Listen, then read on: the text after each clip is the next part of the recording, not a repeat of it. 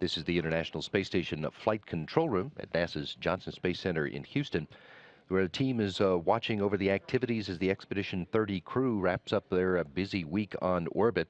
Commander Dan Burbank, flight engineers Anton Shkaplerov and Anatoly Ivanishin, Oleg Kononenko, Andrei Kalpers, and Don Pettit stood by on Wednesday as the automated transfer vehicle docked to the aft end of the station to the Zvezda module. The ATV Eduardo Amaldi was launched from Kourou in French Guiana Thursday of the previous week, carrying more than 7 tons of supplies for the space station crew.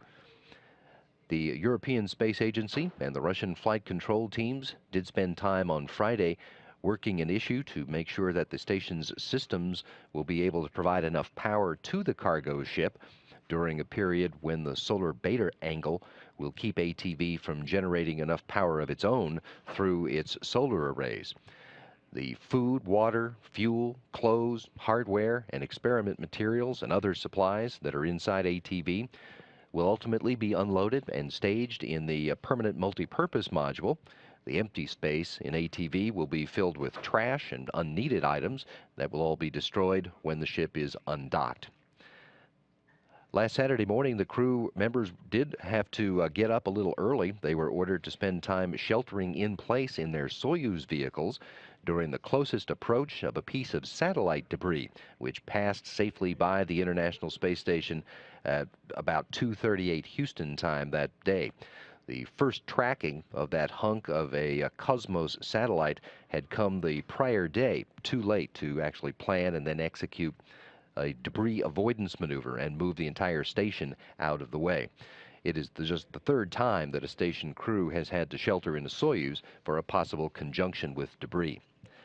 Throughout the week, flight engineers Anton Shkaplerov and Anatoly Ivanishin worked on a Russian experiment that tests out principles and methods for controlling leaks inside a spacecraft. And their colleague Oleg Kononenko spent time throughout the week on Earth observation photography, plus a Russian experiment in which the crew members can measure carbon dioxide and methane in the Earth's atmosphere. On Thursday, Kononenko, Kalpers, and Pettit had a Soyuz emergency egress drill in which they routinely practiced the steps that they would have to take if they were called upon to make an emergency departure from the station. These 3 crew members are due to remain in orbit until July. Pettit joined Dan Burbank during the week in routing cables inside the Destiny laboratory for the new high-rate communication system, which will add additional voice and video channels to improve communications between the station and the ground. Burbank also spent time working with the VO2 max experiment, which is a way to measure the maximum oxygen uptake of a crew member. It's part of the overall careful monitoring plan of all of the crew members to get more information to find out just how prolonged exposure in a microgravity environment impacts the human health. Pettit also conducted the first experiment operations with BASS, which stands for Burning and Suppression of Solids. That experiment is looking at both the burning characteristics and the extinction characteristics of a variety of different fuels. We're looking to find out more about how different things burn in microgravity and how they burn differently than they do on Earth. That's all a way of guiding the development of new strategies for extinguishing accidental fires on board a spacecraft, as well as adding data to the models that are developing fire extinguishing techniques for use here on Earth.